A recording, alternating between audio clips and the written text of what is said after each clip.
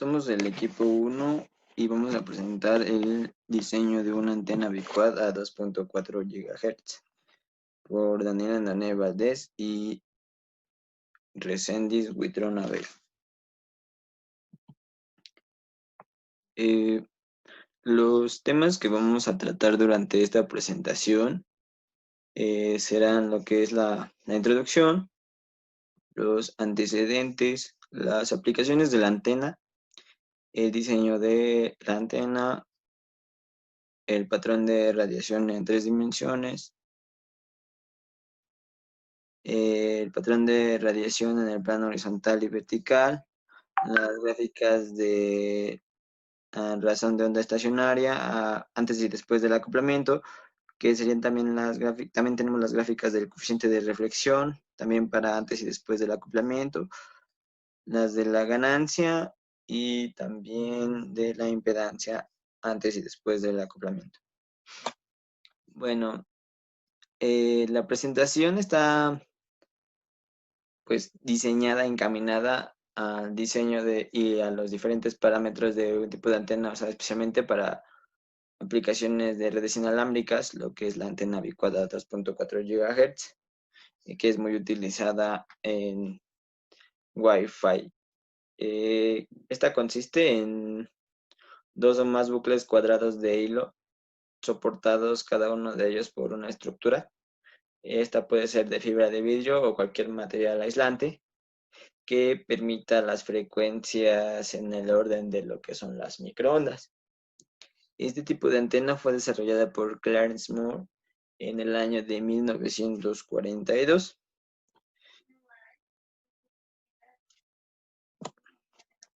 Los antecedentes de estas son, bueno, vamos a hablar de algunos conceptos que serán importantes posteriormente, lo que es el patrón de radiación, la razón de onda estacionaria, la ganancia, el coeficiente de reflexión. El patrón de radiación es el patrón de una antena que se puede representar como una gráfica tridimensional de la energía radiada vista desde fuera de la antena. Esta se representa de 2 tomas. El patrón de elevación, que es una gráfica de la energía radiada por la antena vista de perfil, y el patrón azimut, que es una gráfica de la energía radiada vista directamente desde arriba. La combinación de estos 2 patrones forma un patrón de radiación tridimensional, y esta forma representa cómo sería realmente radiada la energía de la antena. La razón de onda estacionaria.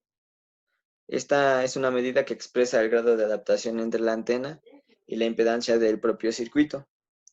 Si la adaptación de la antena y la impedancia fuese perfecta, la razón de onda estacionaria sería de 1. Pero esto solo sucedería en una antena ideal, ¿no? Cuando la ρ es mayor a 1, hay una desadaptación entre la antena y la impedancia del circuito. Esto origina que haya un rebote de la onda inducida y provoca un descenso del nivel de la señal.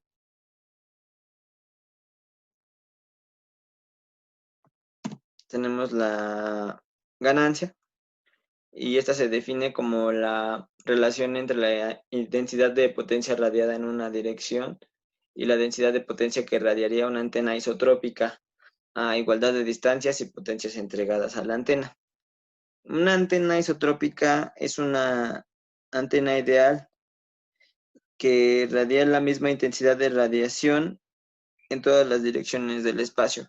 Una antena isotrópica pues no es posible porque no existe, es una antena soñada, una antena ideal que tiene una razón de onda estacionaria de 1, lo cual no sucede en la vida real. Generalmente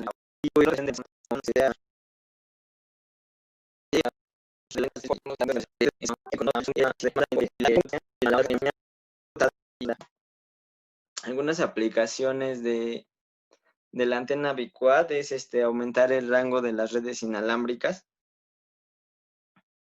Por eso es esencialmente utilizada en Wi-Fi. Tenemos también los radioenlaces. Un radioenlace es una conexión entre dos antenas, una antena transmisora y una antena receptora.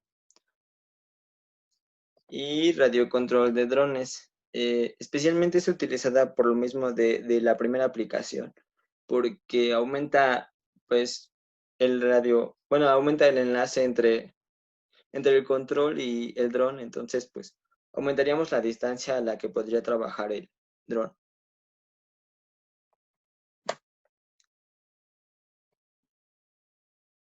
Para el diseño de la antena, nosotros nos basamos en un tutorial de YouTube que fuimos siguiendo paso a paso.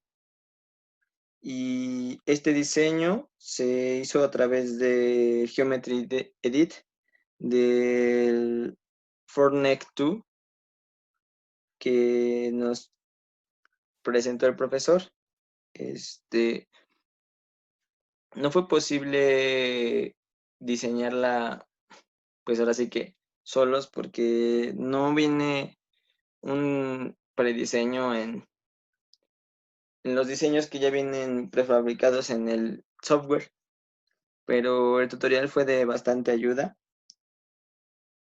y cabe destacar que la longitud de cada lado de cada quad, ya que esta es biquad, se compone de dos quad, de cada quad es igual a un cuarto de la longitud de onda. Entonces el hilo completamente debe tener un tamaño de dos longitudes de onda para que el diseño sea lo más óptimo y lo mejor posible. Les va a hablar mi compañero Abel de los siguientes componentes de la antena.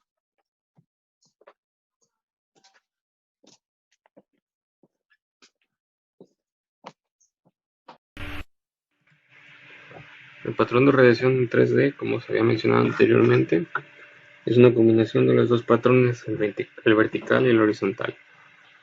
En esta figura es donde se muestran ambos. La forma que tiene es debido a que la antena está puesta a tierra y no en el espacio libre. En dado caso que estuviese en el espacio libre, el patrón sería distinto. El patrón horizontal es el patrón azimut.